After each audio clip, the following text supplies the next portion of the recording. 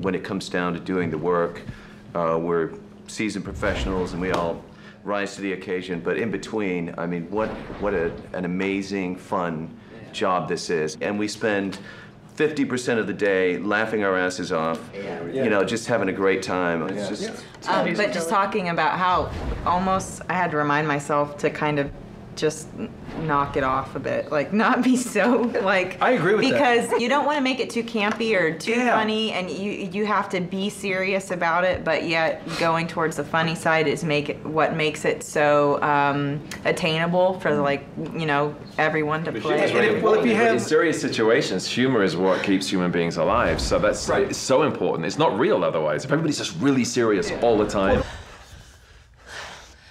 I'm sorry, do you have a plan to go along with that grenade? Yes, I do. For me, the Drake character is so interesting because it wasn't the rugged, you know, the romance novel hero who he falls and you hear, I'm okay, you know, that kind of thing. It was like, damn it, that hurt.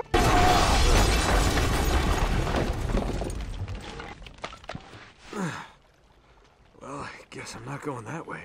And that's a decision you guys have made from the beginning, which is, what kind of universe is this? Is it a universe where there's real pain? You hit someone, it hurts.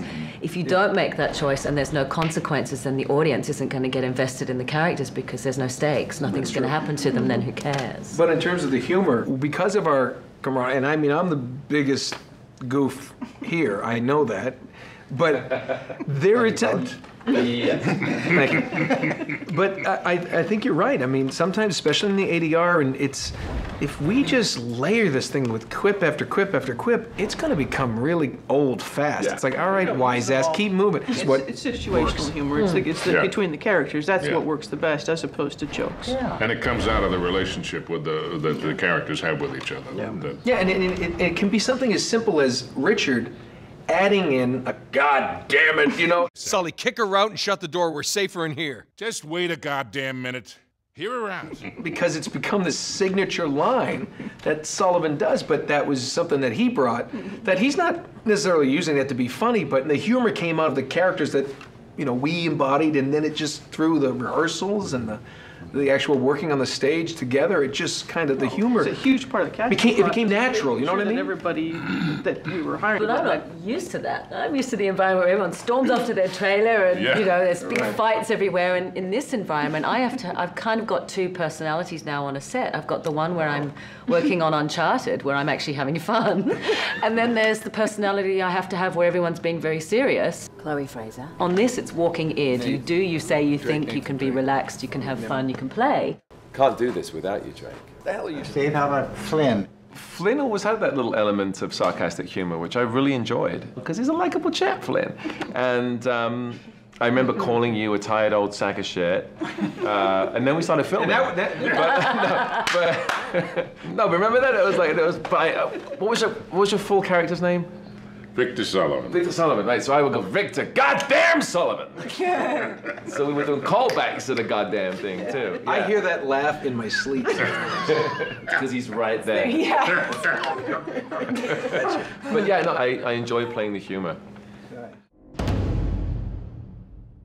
No. I just mean just the very end of it is you're going to make the move on the end of the line and he stops you. So one of the things that's different about what we do is we actually have a fully fledged director on this project, which is pretty good. We do? We actually do. It's right there. And not just any director. And not just any director. Not half-fledged. Jordan Hunt, the award-winning. That's right, the award-winning. Legendary voice director. Of stage and film and television. And he's written a book or two. And a book or two. What's it like to work with me? Let's go around and ask everyone that one question, shall we? But the reason I think that I'm here is because Amy and I have worked together doing ADR for, how many video games did we do? A bunch. A bunch of video games. Yeah, all the way back to '96. And it was her idea that doing this form now needed a director with ADR experience and a director with camera experience. Cameras, 4 cameras, television, and theater. And I think the biggest of those was theater. And I think it had to do with her desire to do something that had this reality edge, that had this humor edge, that had a basic something to say, and that's how I'm lucky enough to be here. Well, look, and I'm a firm believer that what you want is to gather people around you to interpret what you're doing. If you think that you've got it all buttoned up and that you can write it, direct it, and produce it, and your precious work is then done and dusted, you're not going to do very good work. The whole point is to bring people in that then interpret and revise and change it, and you have to have enough humility to know that it needs it, and enough confidence to know when to draw the line. I mean, that's right. I mean, that's the balancing act. Interesting. And I think that our medium is immature enough in a lot of ways that there's still a lot of people that, just kind of wing it, or they don't bring in people to necessarily then challenge or interpret the work. And we have enough to pay attention to on set, and we're worrying about how it's going to interact with the game, and whether we're going to get our cameras in, and whether we can deal with certain limitations in our game engine that we can't give the actors the time, nor do we have the experience to give the actors the time that you do. And in my mind, it's also just a gift to the actors to say, here's somebody who's only focused on you and what you need in your performance. I have a question I wanted to ask you about directing this, because we've been in scenes where you're like, okay, you're coming in here, but then, and you're giving us those specifics we need, and Josh, for example, the animation will come and say, no, they can't come in that way because we have, and you have to switch on the fly and go, okay, well, how is that challenge of coming in, having something said, this is what we're going to do, and then someone going, no, that won't work because there's actually a cliff there, and you're like, well, you're okay, and you think on the fly quite a bit. Well, I think that has to do a lot with the many years of 4-camera television, and you've got 15 writers and 5 producers, and everybody's got a new idea, to say nothing of the stars and the thing. And I think it was Jim Burrows who said to me, always have an answer. And whether it's good or not, have the answer. And then when people are trying to work out your answer, you'll figure out whether it's going to work yourself or not. Yeah. I think what's great about working with Gordon is what we call in the industry an actor's director.